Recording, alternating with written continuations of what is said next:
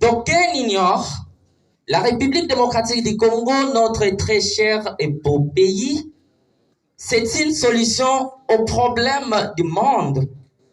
Telle est la réponse qui fait accroître l'économie, pour ne citer que ça. Très fort, malheureusement, nous sommes exposés à la fragilité qui nous est imposée par les multinationaux, certains pays africains et même d'autres compatriotes congolais qui complotent avec ces derniers. Excellences, Monsieur le Président, tout protocole respecté, notre pays possède de milliers de ressources naturelles que certains pays du monde convoitent. Les tueries, les violences tout genre et la prédation qui caractérisent le séparatisme entre les communautés, cas de massacres Teke et Yaka, voire même d'autres atrocités sur l'étendue des territoires nationaux. Je voudrais nous demander de s'élever pour garder une minute de silence en leur faveur.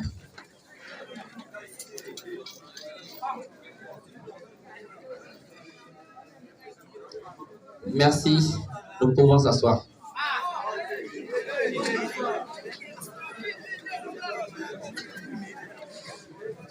Excellence, Monsieur le Président de la République démocratique du Congo, tout protocole confondu, nous avons tous les devoirs de devenir artisans de paix pour permettre aux jeunes entrepreneurs de travailler, produire et développer notre pays. Car aucun pays du monde ne peut se développer avec la majorité des chômeurs, y compris un peuple demandeur d'emploi, au lieu d'en être créateur. Excellence, Monsieur le Président, tout protocole distingué, la jeunesse de la République démocratique du Congo, en général, et celle du Grand Bandundu en particulier, ici représentée. Et celle-ci, je voulais savoir si aujourd'hui, le Grand Bandundu peut se dire être fier de ces politiciens, surtout, je me limite de ceux du 21e siècle. Je vous remercie. Merci beaucoup. Vous reprenez votre place. Madame, vous posez votre question. Merci beaucoup pour la parole. Bonjour à tous et à toutes. Bonjour. Je suis Madame Monique Bijou, qui est la vice-présidente du conseil provincial de Kwilu. J'ai une question et aussi une suggestion. Je commence par la suggestion. Ici, nous sommes tous réunis en tant que fils et filles du terroir. J'aimerais que nous prenions conscience de ce qui se passe chez nous. C'est vraiment un problème qui gangrène. La province n'est pas développée. Donc je parle de l'espace Grand Bandundu. Là, je vois le Maïndom et le Kwilu et le Kwango. Nous ne sommes pas développés sur tout le plan. Alors nous ne sommes pas aussi unis. J'aimerais vraiment qu'ici, à la sortie de ces forums, que nous puissions prôner pour l'unité. Nous avons été tous mis au parfum de tout ce qui se passe. Il y a la guerre, il y a ceci, il y a cela. Ce qui nous manque, c'est l'unité. Plus on est unis, plus on est fort. Quand on n'est pas unis, on travaille en ordre dispersé. Le développement est difficile. Soyons unis, s'il vous plaît. Ma question est celle-ci.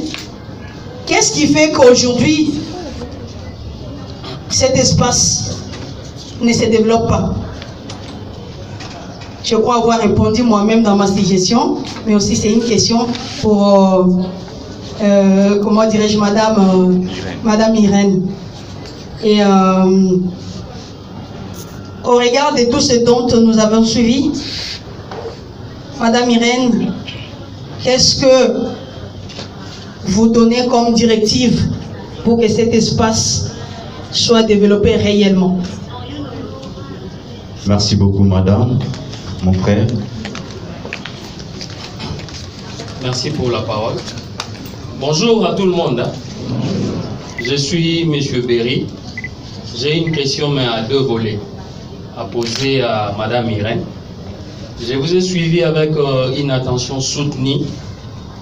La première question, c'est par rapport au Grand Bandundu, à l'espace Grand Bandundu. En fait, j'ai eu la chance d'être à Bandundu, au Kwango, à l'époque Kenge, et puis Bukanga Lonzo. J'ai fait presque, je crois, 1 mois.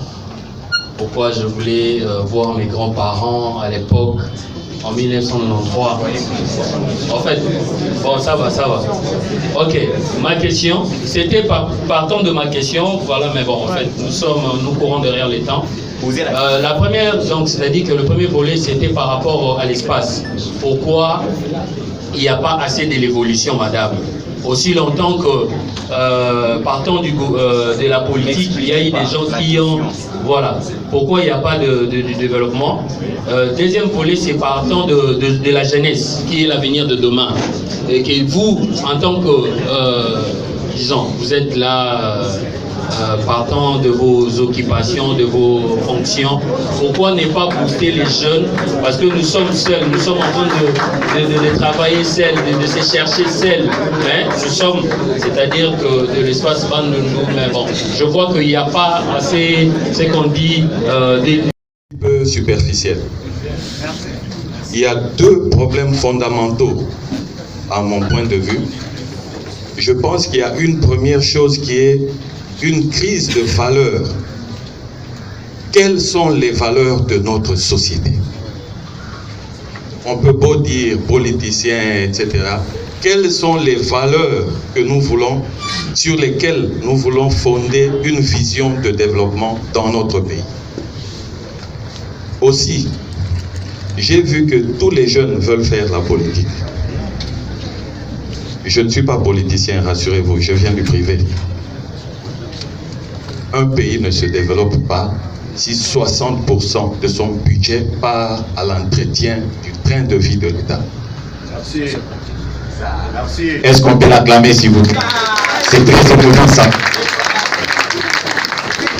Et moi, c'est un peu révoltant de voir tous les jeunes se prévaloir de titres président, vice-président, tout ça. C'est révoltant. Parce qu'un pays ne peut pas se développer avec 1 million d'églises et 1 million de partis politiques.